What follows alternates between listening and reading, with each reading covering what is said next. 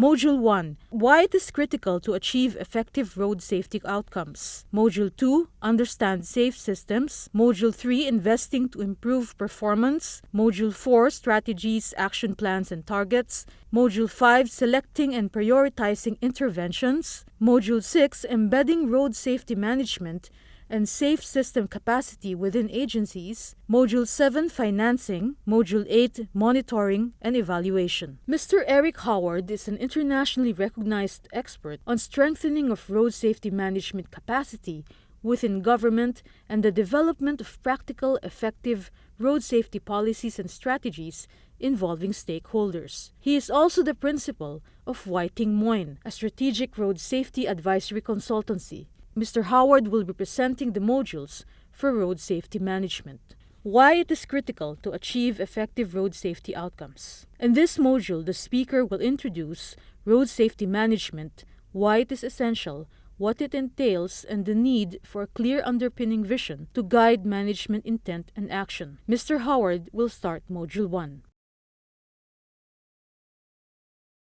Road safety management. Why does road safety management matter? What's the context for it? We need an ambitious vision, and it's not just the people in this room that need the ambitious vision, is it? We need to get those people at chief executive level, at ministerial advisor level, at ministerial level, at president and prime minister level, having a strong vision. What is the RSM, the Road Safety Management System? What am I talking about? A bit of discussion about how we review road safety management capacity. How do we review the ability that your country has at present to actually manage road safety? There is nothing more important than focusing on the things that will increase your ability to deliver road safety outcomes. So often we go to the end of the food chain. What are the things we're doing? When in fact it's back here where most of the impact will be felt in due course. You've got to set up the foundations correctly. I don't need to run through this, you know all this better than I do, and you know the vulnerable road user deaths in ASEAN are heartbreaking, really. And this is a photograph that I took on one national highway in one ASEAN country, and it's very typical. And to be out on this particular highway at night when it's raining, and seeing children and people on the back of motorbikes in the middle of heavy trucks, we have to do better.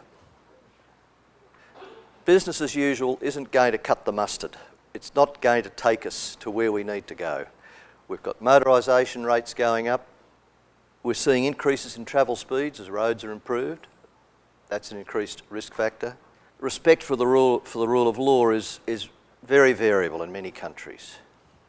You know that better than I do, that people don't really abide by the law. Yet if they come to countries like Germany or the United Kingdom or Japan as drivers, they'll immediately follow the laws. So there's an issue there about getting the community's agreement to accept regulation.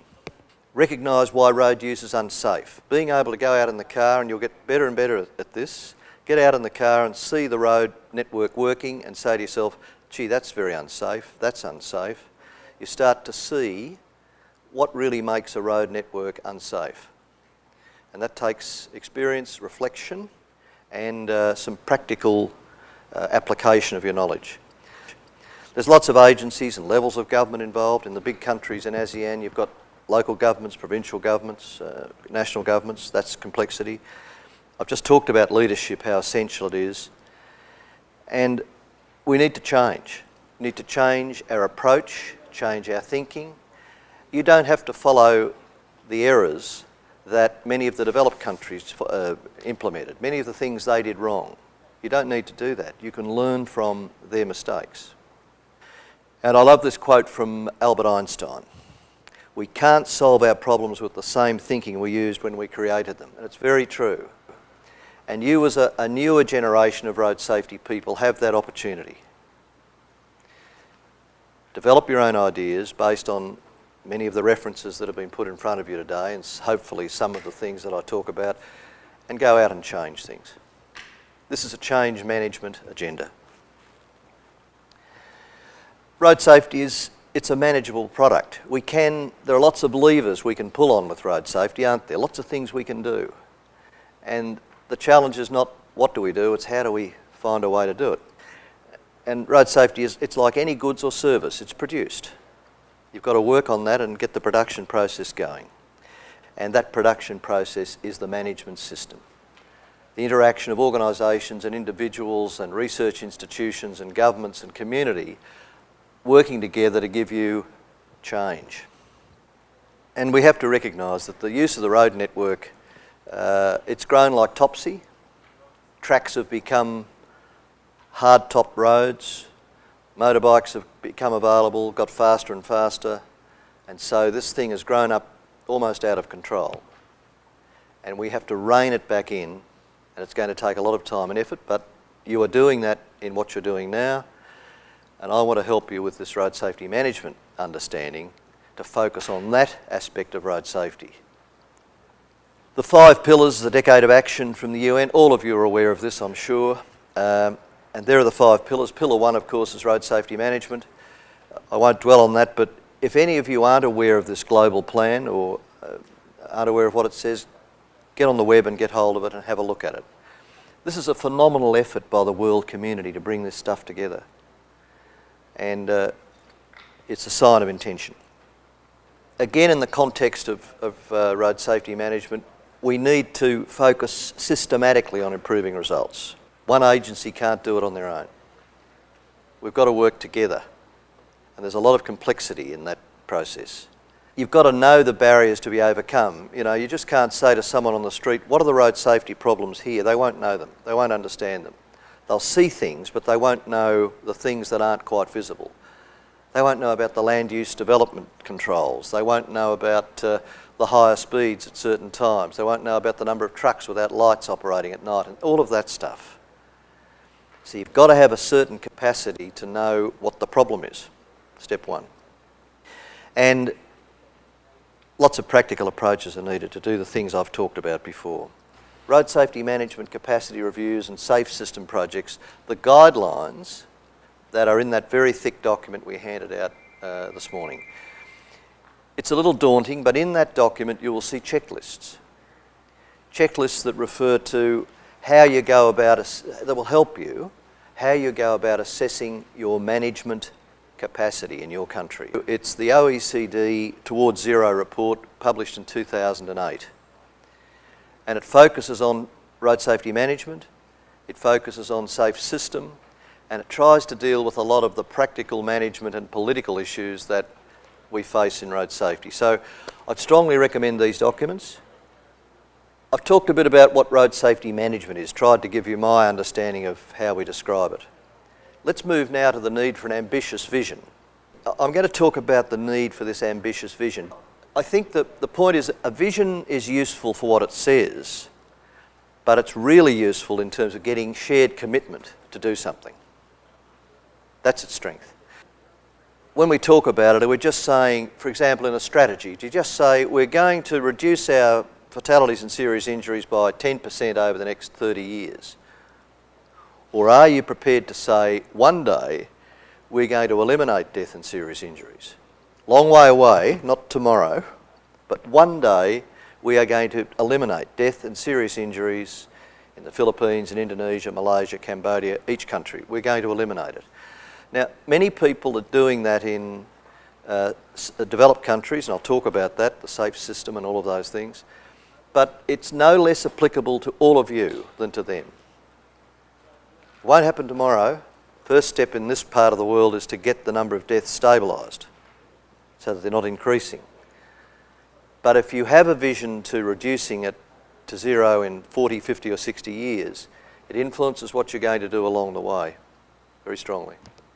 For the long term, I would encourage you to think about that elimination vision. It clarifies and crystallises a lot of issues, particularly at the political level. And I've been very surprised in a number of the countries that I live in and work in the developed world, how politicians have started to come on board with this language of towards zero, eliminating death and serious injury. And with the UN Decade of Action, it's gained great momentum. So this is a good thing, and I would encourage all of you to think about it. And of course, there's a big market out there for safety in the community. When your communities, as your communities, become increasingly aware of safety, they're going to demand more of each of you. They're going to say, well, Can you make my town safer for me and my family? And Volvo, of course, have come out and said anybody who buys a Volvo after 2020 will not be killed or seriously injured in that car, and they will not kill any pedestrians. How about that? I've got no brief for Volvo, but it's a great thing for a company to say. That's a private sector company saying that's how good the technology's becoming. And that's pretty exciting, isn't it? And we need to be aware of that, but we also need to see that here's the private sector starting to say elimination is becoming feasible. What do you do tomorrow about your level of ambition? You clearly can't say we're going to eliminate deaths in the next 5 years or 10 years. So you've got to have some percentage reduction usually. And all I can suggest there is you look at the good practice countries, their 5 to 10 year targets, and really look at those in the absence of any other data that you have. You should have a target. It's better to have a target than no target, but recognise when you're setting your targets that they are guesstimates really. They are statements of hope and intention. In some years to come you'll be in a position to set quantified targets based on your experience and data. But do have a target. You've got to have a longer term ambition, but you need both. In terms of that vision and strategic agenda, there is a lack of awareness in the community. There will always be a lack of awareness in the community, but we have to do much, much more to try and close it. Anything you can do to increase community awareness of the road safety challenge and the fact that it is manageable will be valuable. Anything. The political leaders and the heads of agencies are often fearful of this because they don't think it can be changed, because again they don't have the knowledge. You have that knowledge, and so you've got this major task of managing upwards to your superiors and briefing them and encouraging them and giving them confidence that change is indeed possible. The guidelines that are in the book that was handed out this morning are important, and we'll come to those later in this presentation, but we need to look at our institutional management arrangements. Sorry about the jargon. Our institutional management arrangements. How are they working? Are there clear roles and responsibilities for each agency that are understood by the other agencies? Are the agencies meeting regularly? Are they focusing on what it is they need to do together? And I'd venture to suggest in many countries that wouldn't be the case. Okay, the road safety management system, it's got those characteristics. I won't dwell on them because I'm going to go through these in detail. We've got to focus on results.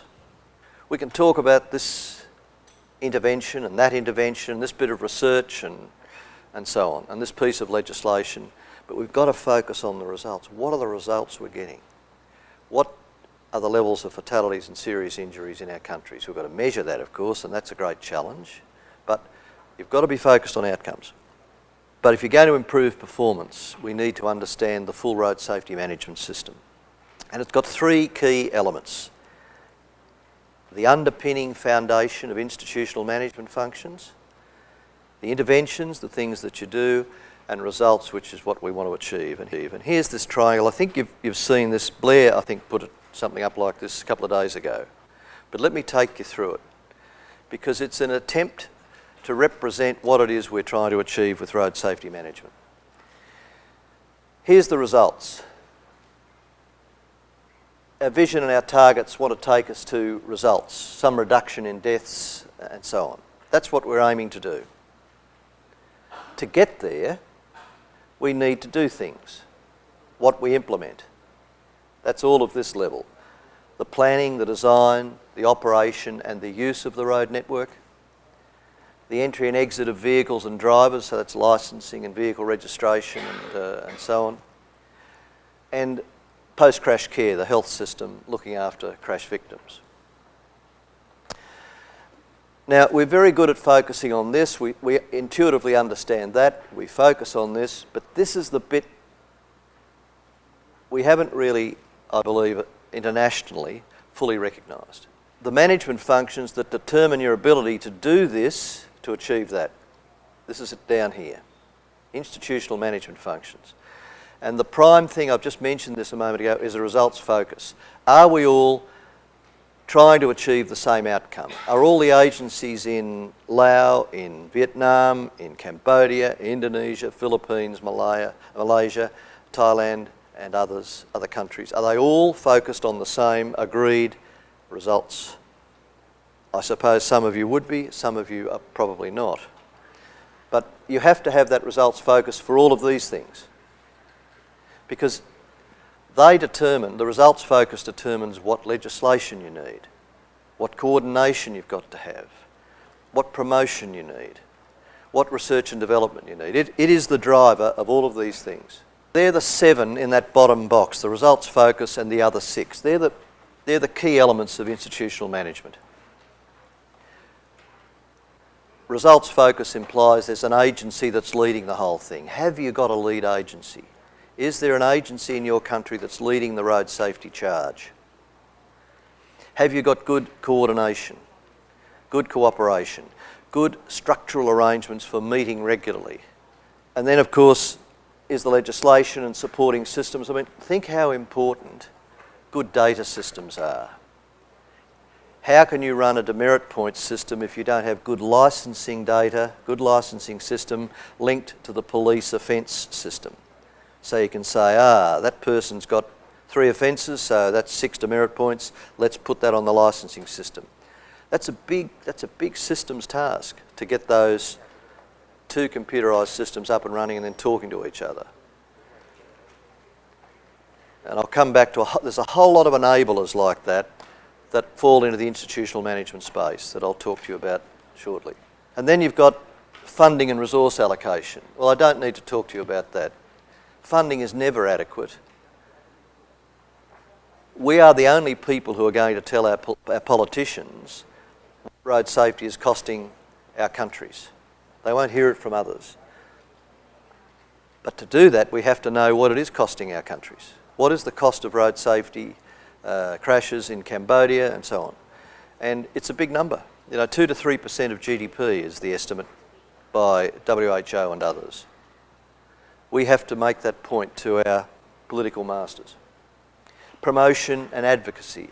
Not so much promotion to the community, that's important. This is promotion up there, to the Directors General, the Chief Executives, to the Ministerial Advisors, to the Ministers. Giving them the arguments about what is needed and what is needed from them to help you deliver the outcomes that you want. Big challenge, but it can be done. Monitoring and evaluation, you understand that, I'm sure. You must monitor what you do and evaluate it and see how it goes. You get so much from monitoring. And then research and knowledge transfer. We need to build up our research capacities. Research for its own sake is interesting but not really helpful. But research that focuses on the problems you're trying to solve is critically important. And you've got to build up your universities to do that for you and deliver for you through giving them the important funding they need to do this sort of research. But you've got to write briefs for that research that give you what you want. And then, of course, if you get good research that tells you what to do, you've got to do something about it. I don't know who it was said this, but I think it's very good. It says, ideas without execution are hallucinations. Ideas without execution are hallucinations. And so we have to take the research that we've commissioned and implement it. Okay, results focus. I've talked about its importance as that key institutional management function. What are we trying to achieve? How are we going to get there? Who's accountable? And we need a lead agency that we work on strengthening over time. None of these things are going to happen tomorrow. Some of you have got some of these elements in place, but the challenge for the next 5 years is to strengthen what you have. But do it in a way that reflects your awareness of where you need to go to with your institutional management arrangements. And then the other 6 functions that I talked about under results focus at that bottom level, there, how do we coordinate for this, how do we legislate for this, how do we fund this, and so on. So I know that's very abstract and it's very theoretical, but it's important as an underpinning set of principles. And if it's going to be effective, if you're going to have a good results focus, you need accountability. And none of us inherently likes accountability, but that's required.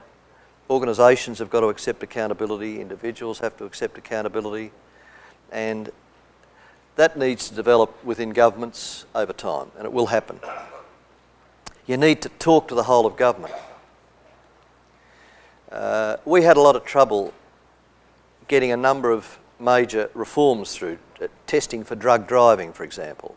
And we were trying to convince the central agencies, Finance and Premier's Department, that these were good things to do, and we were getting nowhere. We actually went to those departments and said, why don't you send a couple of people out to the meetings we're having between the road safety partners about these issues? And you know, they came to 2 or 3 meetings and they became our firmest allies and our strongest proponents of these things. We mustn't ever forget that the knowledge that we have is usually not known to most others, even intelligent people working in government beside us. They just don't know. And so it's worth making sure we build in an opportunity for them to come and hear what we're doing. If they come along and think what we're doing is terrible, well, that's a problem. But if what you're doing is based on sound evidence and you think it's a very good thing to do and you're meeting obstacles at that central agency level, get them to come along to a few meetings and make them part of that group. That's how human beings resolve issues, talking around a table. And it does work. Key performance indicators, I've talked about those things. Interventions, I've talked about doing those, addressing those things. The use of the network, of course, is where we and others come in as road users, obeying the laws, and that's the respect for the law, which is a big challenge in some countries still. You can express results in all sorts of ways, and I know one of the traps is to express results in terms of deaths per 10,000 vehicles, when numbers of vehicles are going through the roof and you can show a decreasing rate when in fact the numbers of deaths are still going up. There are various ways to show it. I prefer to show it in all 3 ways. Deaths per 100,000 population, deaths per 10,000 vehicles, total deaths, and serious injuries. Serious injuries are like the sort of canary in the mine. You know, they send a canary down the mine in the old days. They'd take the canary down. When the canary fell over, they knew the air had gone bad. Well, serious injuries will often indicate we've got quite a serious problem that mightn't be showing up yet in the fatal statistics. You need both, fatalities and serious injuries. Intermediate outcomes are really important and readily measurable. And the people at the agency that was running the data system said, oh, we're disappointed. Motorcycle deaths have kept going up. It hasn't worked. And I said, well, it doesn't make sense. There's good wearing of helmets in Phnom Penh. I know they're not wearing them outside Phnom Penh. Can you split your data year-to-year comparison outside Phnom Penh, inside Phnom Penh? They could. And what it showed was helmet wearing rates in Phnom Penh had gone up. Deaths in Phnom Penh had gone down. Motorcycle deaths had gone down dramatically. But outside Phnom Penh, helmet wearing rates hadn't improved and deaths had really gone up dramatically, swamping the improvement in the city. And I remember that so clearly. The data was there, waiting to be used, and it tells you a lot. And you've often got to dig down a bit to segment it appropriately so it doesn't mislead you.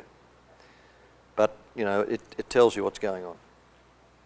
And outputs, of course, are the simple things like the police hours of enforcement, the number of black spots you treat and so on. But that intermediate outcomes is terrific. If you can get those measured and on an ongoing basis, slowly extended over your country, mean speeds is a good one.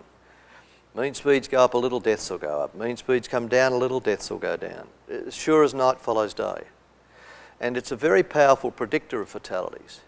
Talking about capacity reviews. Capacity reviews are going into a country and looking at its capacity to manage road safety. So you go to the Philippines, you sit down with the Philippines agency and work out where are you with road safety? What are the issues you face in managing it? What are the challenges? And it's a good process, it's a rigorous process, but the most important thing is then, what do you do about that? And you've got to look at what weaknesses you need to address. And there are lots of weaknesses in every country that warrant addressing. And you look at those things, what are the weaknesses, and then you look at demonstration or pipeline projects to help you learn together to improve your management. It's very hard to improve your road safety management across a whole country at once.